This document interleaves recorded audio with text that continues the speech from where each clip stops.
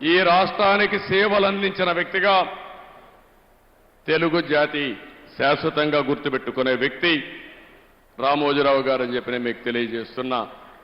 ఈరోజు ఇంకొక పక్కన మీరు ఆలోచిస్తే ఎక్కడికక్కడ రేటింగుల కోసం పోరాడే రోజులు, మ్యానిపులేషన్ చేస్తూ అధికార పార్టీ ఏ పార్టీ ఉంటే ఆ పార్టీ దగ్గరికి పోయి పనులు చేసుకునే రోజుల్లో నేను చూశాను ఆయన్ని.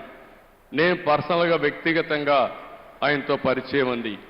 నా జీవితంలో నాకు ఒక్క పని, ఈ ఐఏఎస్ ఆఫీసర్ని ట్రాన్స్ఫర్ చేయమనో, ఈ వ్యక్తికి మంత్రి పదవి ఇవ్వమనో, ఈ వ్యక్తికి ఎమ్మెల్యే ఇవ్వమనో ఎక్కడా చెప్పలేదంటే అది రామోజీరావు గారి యొక్క నీతి నిజాయితీ. విలువల కోసం బ్రతికాడు, ప్రజల కోసం పోరాటాలు చేశాడు. ఎప్పటికప్పుడు ప్రజాస్వామ్యం అపహాస్యమైనప్పుడు నా వంతు బాధ్యతగా నేనున్నానని ముందుకొచ్చి పోరాటం చేసిన వ్యక్తి రామోజీరావు గారు అని చెప్పి నేను మీకు తెలియజేస్తున్నా. చాలా మంది పదవులుంటే సేవ చేస్తాం అనుకుంటాం.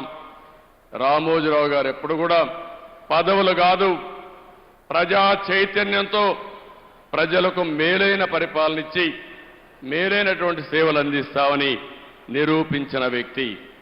82లో మనం చూశాం. ఎన్టీ రామారావు గారు పార్టీ పెట్టే సమయంలో మీరు ఒక్కసారి ఆలోచిస్తే అప్పటి వరకు కాంగ్రెస్ పార్టీకి ప్రత్యామ్నాయమే లేదు. ఒక ప్రత్యామ్నాయం కావాలని ఆలోచించి 9 నెలల్లో ఎన్టీ రామారావు గారు అధికారంలోకి వచ్చారంటే అందులో ప్రముఖ పాత్ర రామోజీరావు గారికి ఉందని చెప్పి కూడా నేను మీకు తెలియజేస్తున్నా. అక్కడి నుంచి ఆగస్టు క్రైసిస్ వస్తే ఆ రోజు కూడా ప్రజాస్వామ్యాన్ని కాపాడడం కోసం రాజీ లేని పోరాటం చేశాడు. ఇలాంటి పోరాటాలు చేసి ఓసారి అనిపిస్తుంది మనందరికీ,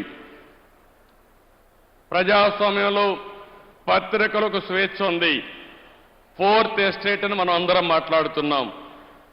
శాసనసభ, చట్టసభలు, అదే సమయంలో కార్యనిర్వాహక వర్గం, ఐఏఎస్ ఆఫీసర్లు, ఆ తర్వాత ఎక్కడికక్కడ జ్యుడిషియరీ, ఇంకో పక్కన పత్రిక, మీడియా 4th ఎస్టేట్గా ఉంటుంది.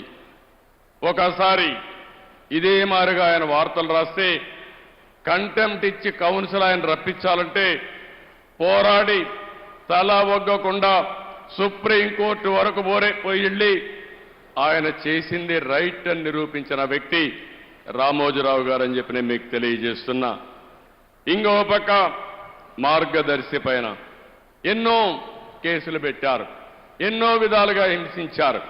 కానీ ఆయన జీవితంలో నేను చూసింది ఒకే మాట అన్నాడు, నేను సంపాదించిన ఆస్తులివి, నేను ప్రజల కోసం పోరాడుతున్నాను, అవసరమైతే ప్రతి ఒక్క ఆస్తి పోయినా నేను రాజీ పడనని చెప్పి పోరాడిన వ్యక్తి రామోజీరావు గారు అని చెప్పి నేను మీకు తెలియజేస్తున్నా. చాలా మంది భయపడిపోతాం, కానీ ఆ భయం అనేది తెలియని వ్యక్తి 86 సంవత్సరాల వయసులో బెడ్ మీద నుంచి ఎక్కడికక్కడ ప్రజలకు న్యాయం జరగాలని ముందుకు వచ్చిన వ్యక్తి అని చెప్పి నేను మీకు తెలియజేస్తున్నా. నేను ఆయన చూసి నేర్చుకునేది ఒకటే, ఆ రోజు హైదరాబాద్లో నేను ముఖ్యమంత్రి అయినప్పుడు వినూత్నమైన విధంగా సైబరాబాద్ డెవలప్ చేయడం, అనేక కార్యక్రమాలు చేశాను. ఆ రోజు ఆయన పూర్తిగా ఆలోచనలన్నీ భాగం పంచుకుని ఈరోజు హైదరాబాద్లో జరిగిన అభివృద్ధిలో ఆయన ఆలోచనలున్నాయి, ఆయన స్ఫూర్తి ఉంది. ఆ తర్వాత అమరావతి వచ్చినప్పుడు నేను ఏ పేరు